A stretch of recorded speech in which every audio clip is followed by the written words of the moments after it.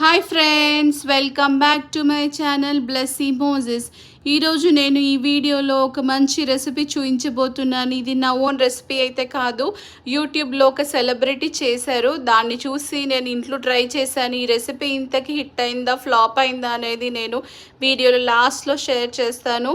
Video మొత్తం చూడండి. దీంట్లో నేను చిన్న సైజులో ఉండే క్యాప్సికమ్ తీసుకున్నాను, ఒక 3-4 తీసుకున్నాను. దాంట్లో గింజలన్నీ తీసేసిన తర్వాత మనం ఈ మిక్చర్ని స్టఫ్ చేసుకోవాలి. ఈ మిక్చర్కి నేను ఏమేమి వాడానంటే శనగపిండి, ఉప్పు, కారం, జీలకర్ర ఇవన్నిటిని మంచిగా లంప్స్ లేకుండా ఫస్ట్ మంచిగా మిక్స్ చేసుకోండి.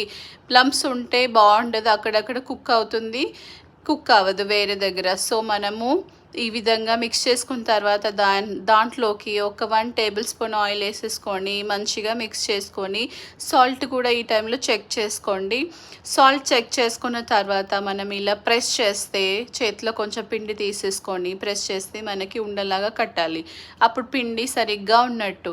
ఈ పిండిని మనము ఈ క్యాప్సికంలోకి స్టఫ్ చేసేసుకోవాలి. స్టఫ్ చేస్తున్నప్పుడు కొంచెం ఇలాగా ప్రెస్ చేస్తూ స్టఫ్ చేస్తే ఈ స్టఫింగ్ అనేది మనం కుక్ చేస్తున్నప్పుడు బయటికి రాకుండా ఉంటుంది. బయటికి వస్తే త్వరగా మాడిపోతుంది, క్యాప్సికమ్ కుక్ అవ్వదు.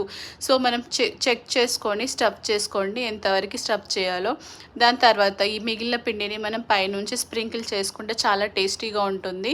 చూసారు కదా, బయటికి రావట్లేదు దీంట్లో. తర్వాత ఒక మంచి కడాయి తీసేసుకోండి. దాంట్లో 1 టేబుల్ స్పూన్ ఆయిల్ వేసేసుకోండి.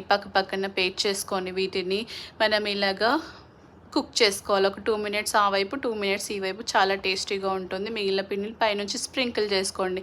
ఇంతకీ ఈ రెసిపీ హిట్ అయిందా ఫ్లాప్ అయిందా చెప్తాను కదండి. హిట్ అయిందండి, చాలా టేస్టీగా ఉంది. నచ్చితే నా వీడియో లైక్ చేయండి, షేర్ చేయండి, కామెంట్ చేయండి. Bye friends.